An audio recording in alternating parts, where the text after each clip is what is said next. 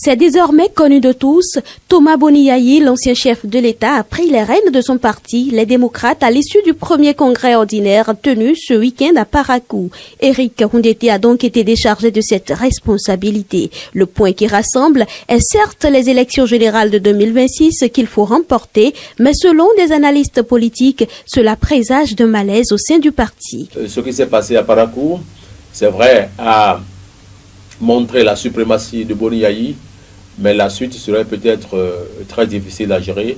Je ne suis pas le porte-parole du diable, mais je pense que prochainement, le parti, les démocrates doivent être remués dans le sens, à la limite, d'une scission ou d'une division majeure. Ils n'ont pas su faire le casting, mais ils n'auront que leurs yeux pour pleurer. Parce qu'à cette allure-là, l'opposition vient d'être fragilisée. Ramener Yayi Boni à la tête du parti Les Démocrates, c'est un échec pour moi. On vient de plomber systématiquement le fonctionnement de ce parti politique-là.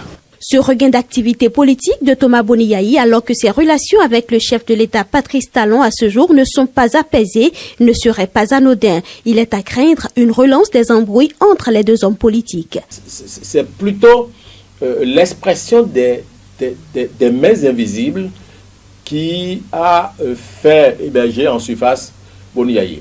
Est-ce qu'il y a une crise de confiance entre Éric Rondeté et Boni Yayi? Je ne saurais répondre à cette question. Toujours est-il qu'au sein du parti Les Démocrates, il y a des voix qui pensent que Éric Rondeté se pencherait plus d'un côté que de l'autre. L'un dans l'autre, le parti Les Démocrates est à la croisée des chemins. Ce qui se passe aujourd'hui relance la guerre politique entre M. Boni Yayi et le président Patrice Talon. Quel que soit ce qu'on dira, ils ont été amis. Ils ont ensemble dirigé ce pays-là. Qu'est-ce que ça cache, le retour de Boni Yayi à la tête du parti Les Démocrates? Boni Yayi ne s'est pas donné du repos alors qu'il nous avait promis qu'il deviendrait pasteur. Qu'est-ce qui fait ce regain d'activité politique? Donc je dis, il y a forcément des intérêts que nous allons découvrir avec le temps. Ça ne sera plus les démocrates en politique, mais ça sera désormais Yayi Boni contre Patrice Talon.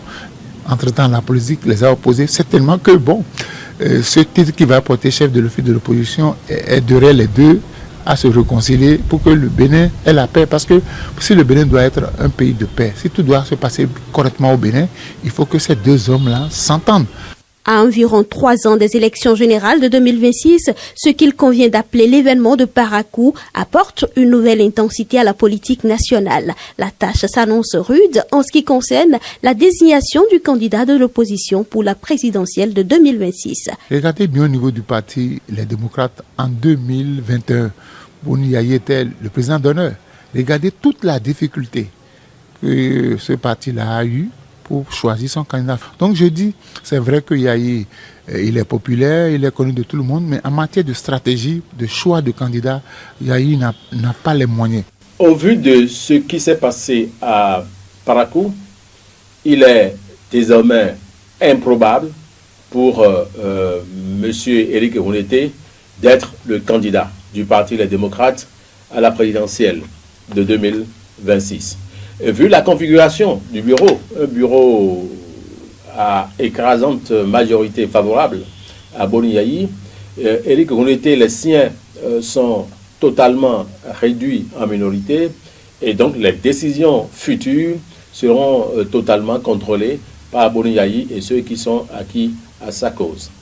Et pour tenter de justifier ce choix à la tête du parti Les Démocrates, des proches de l'ancien chef d'État donnent les exemples de Henri Konan Bédié et Laurent Gbagbo en Côte d'Ivoire qui ont tous dirigé leur parti après le pouvoir.